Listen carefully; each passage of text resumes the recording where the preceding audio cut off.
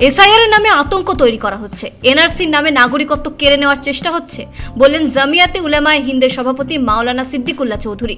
তিনি বলেন, সাধারণ মানুষের ভোটাধিকার কেড়ে নেওয়ার চেষ্টা হলে জামিয়াতের 14 লক্ষ সদস্য প্রতিবাদে নামবেন। আমরা জমিয়তুল উলামায়ে হিন্দ সারা সর্বভারতীয় ঐতিহাসিক ঐতিহ্যবাহী সংগঠন, পশ্চিমবঙ্গ রাজ্য তথা স্টেট লেভেল যে শাখা, তার রাজ্য কমিটি নিয়ে বসেছি। 21 জন সদস্য আর 25 জন হলেন আমন্ত্রিত ইনভাইটে সদস্য। সংগঠন প্রত্যেকটি জেলায় তৈরি হয়েছে, তার লিস্ট আমরা দিয়েছি, কোন জেলার সভাপতি সম্পাদক কারা, কোথায় জেলার কাজ হচ্ছে। এরপরে আমাদের আলোচনার মধ্যে সংগঠন যেন ভালোভাবে চলতে পারে, অভ্যন্তরীণ 2-3টি সমস্যা এখানে এসেছে।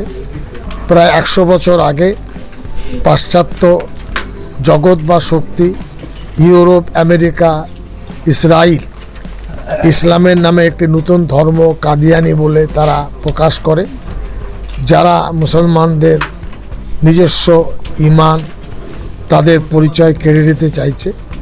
আজকের অধিবেশন কর্মীদেরকে সাবধান করে একটা নোট দিয়েছে, মুসলমান ছেলে মেয়েদেরকে লেখাপড়া শিখতে হবে ইসলামের ভাবধারায়, যাতে সে ইমানদার হতে পারে। এটা হলো আমার নিজেদের আলোচনার মধ্যে ছিল। বাকি যে আলোচনা সেটা হলো যে পশ্চিমবাংলায় 14 লক্ষ সদস্য আমরা করতে পেরেছি। 600-র বেশি আমাদের শাখা সংগঠন, আর রাজ্যের জেনারেল কাউন্সিল বা গভর্নিং বডিতে 700 সদস্য আছে। এটাও আমরা আজকে এই মর্মে প্রকাশ করেছি। এরপরে একটি জরুরি বিষয়, সেটা হলো এসআইআরের বিষয়। এসআইআরের বিষয় নিয়ে আজকে ওয়ার্কিং কমিটি আলোচনা করেছে। এখানে আলিপুরদুয়ার থেকে কোচবিহার, জলপাইগুড়ি, তারপরে বিভিন্ন জেলা থেকে এসেছেন।